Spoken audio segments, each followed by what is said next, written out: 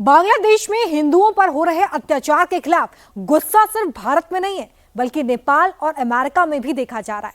अमेरिकी संसद ने तो इस मामले में ट्रंप प्रशासन से हस्तक्षेप की मांग की है। दरअसल बांग्लादेश में दीपू दास की हत्या के बाद दीपू दास कांड पार्ट 2 करने की कोशिश की गई। क्या है जिहादी जमात की माचिस वाली साजिश, आइए समझते हैं इस रिपोर्ट में।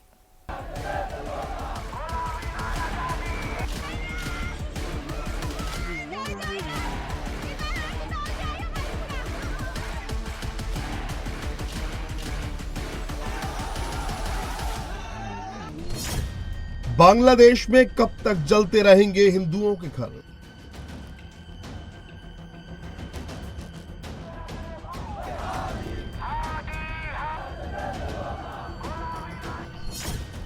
बांग्लादेश में कब तक मरते रहेंगे हिंदू?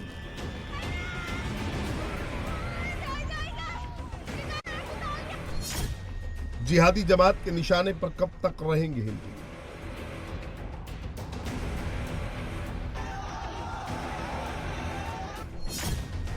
जमात का जिहादी जुनून कब तक हिंदू खून खून? दिल्ली में ढाका, दिल्ली में ढाका, नारे तकबीर, नारे तकबीर, नारे तकबीर, नारे तकबीर, नारे तकबीर। बांग्लादेश में जिहादी जमात हिंदुओं पर कहर बनकर टूट रही है। हिंदुओं के घरों को फूंका जा रहा है, हिंदुओं को जिंदा जलाकर मारने की साजिश हो रही है। ये धधकते घर बांग्लादेश में हिंदुओं पर हो रहे जुल्म की नई दास्तां है, जहां जिहादियों ने दीपू दास हत्याकांड पार्ट 2 करने की कोशिश की। हिंदुओं के घरों में आग लगा दी गई। ये तस्वीरें बांग्लादेश के चिटगांव जिले के बांकीपारा की हैं, जहां जिहादी जमातियों के झुंड ने हिंदुओं के घर को फूंक दिया, वो भी तब जब हिंदू परिवार के लोग घर में सो रहे थे। वारदात रात 3:45 की है, जब जमात के जिहादी वहां पहुंचे और सबसे पहले घर के दरवाजों को बंद कर दिया और फिर आग लगा दी, ताकि पूरा परिवार घर के अंदर ही जलकर मर जाए। একজন গৃহবধূ তিনি ভোরের অঙ্কুরে কান্না করছেন এবং বিলাপ করছেন, সেটি দেখতে পাচ্ছেন।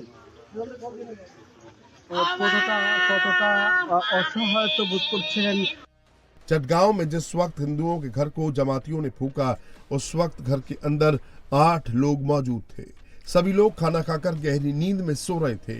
तभी अचानक आग लगने से सभी की नींद खुली। घर के दरवाजे बाहर से बंद थे, बाहर भागने का कोई रास्ता नहीं था।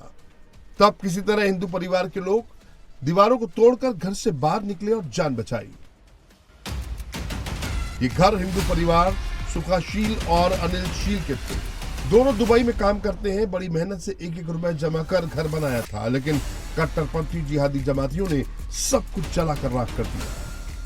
আসলে ক্ষতি তো অনেক কিছু হয়েছে, এটা বলার বাইরে, কিন্তু জানি না, একটা কথা শুধু বলতে চাই, এটা কোন ইস্যু বা কিরকম, আমাদের সাথে কারোর সাথে শত্রুতা নেই। এটা আমাদেরকে ভিতরে লক করে, মানে বাইরে থেকে লক করে আমাদেরকে আগুন দেওয়ার পরিকল্পনা, মানে আগুন দিয়ে দিয়েছে অলরেডি। আর আমরা বেরিয়েছি বাইরে দরজা কেটে, অনেক কষ্ট বিনিময়ে। ছোট বাচ্চা ছিল, ঘরের সবকিছু ছিল। আর আমি একটা প্রবাসী, আমি আসছি বেশি দিন হয় নাই, এই 3 মাস হচ্ছে। আর আমি এসে নতুন বিয়ে করছি মাত্র 1.5 মাস। সব আমার জিনিসপত্র যা আছে সামান সবকিছু পুড়েছে। হাঁস ছিল, হাঁস সব শেষ, মানে সবকিছু শেষ। আমার টোটাল ক্ষতি কত হবে? টোটাল ক্ষতি অনুমানিক 15 থেকে 10 লাখ টাকা এরকম, কারণ ক্যাশ ছিল 55,000 টাকা। অনেক কষ্ট বিনিময়ে বেরিয়েছি। বাইরে থেকে দরজা বন্ধ ছিল, বাইরে থেকে দরজা বন্ধ ছিল। बांग्लादेश के सिर्फ चटगांव में ही हिंदुओं पर अटैक नहीं हुआ है, बल्कि शहर शहर गांव-गांव में हिंदुओं पर हमले हो रहे हैं। कई हिंदुओं के घरों को आग के हवाले किया जा रहा है, तो कहीं हिंदू लड़के को जिंदा जलाया जा रहा है। चटगांव में हिंदुओं के घर को जला दिया गया, तो वहीं सिलहट में हिंदू परिवार को बेरहमी से पीटा गया। जिहादियों ने हाथ में कलावा बांधने को लेकर झेना इदह में गोविंद विश्वास की पिटाई की, तो मेमनसिंह में दीपू दास को जिंदा जला दिया गया। बांग्लादेश में हिंदुओं पर हो रहे अटैक के खिलाफ भारत में भी आवाज उठने लगी है।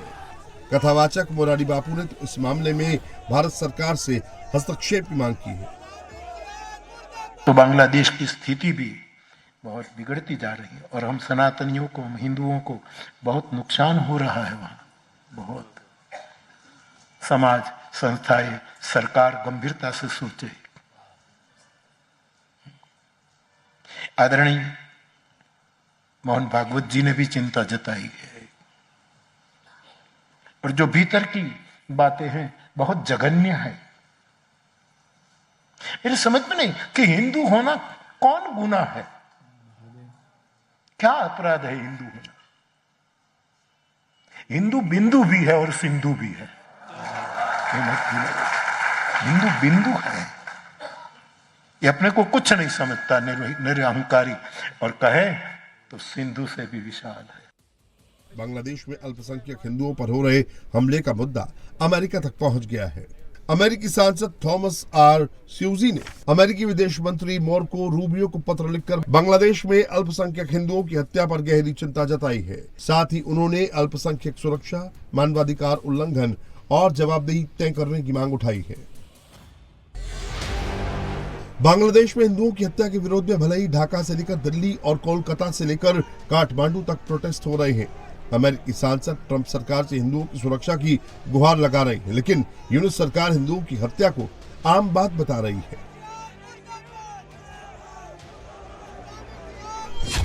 Dipu Chandra Das has been killed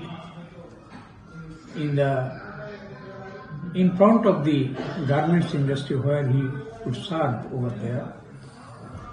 But Indian authority or some Indian people took it as the minority killing in Bangladesh. This is their motto, or this is their that they thought that we are minority killing is generalized in Bangladesh. But you know, many of the Muslim people or young people are also killed in Bangladesh. But other countries, other than India, no country is coming up to protest the Muslim community people, those who have been killed here. So I think that they should think it at par, because also other community people are.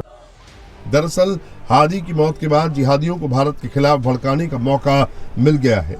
जमात के लोग सड़क पर जिहाद कर रहे हैं। जमात के मौलाना भारत के खिलाफ लगातार बांग्लादेश के युवाओं को भड़का रहे हैं।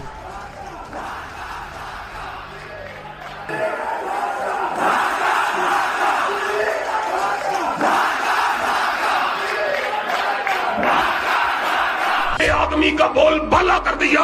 अल्लाह की कसम मैं ये बात कह देना चाहता हूँ, ओला वजील बसीरत कह देना चाहता हूँ, दुनिया के सारे सियासी निजाम अगर जमा हो जाए तो निजाम मुस्तफा का मुकाबला नहीं कर सकते। सेकुलरिज्म के जरिए, कौम परस्ती के जरिए, नस्लिज्म के जरिए, बरादरी के बुतों के जरिए, पार्टी के जरिए मेरे नबी के निजाम को निकालने की कोशिशें की जाती हैं, लेकिन अल्लाह के फजल करम से उलमाए अहले सुन्नत और उलमाए अहले हदीस जब तक जिंदा हैं इस धरती के ऊपर कमली वाले के निजाम को इंशाअल्लाह नाफिज करके रहेंगे। एक वक्त आएगा बंगाल में भी निजाम अगर चलेगा तो मोहम्मद करीम का चलेगा इंशाअल्लाह।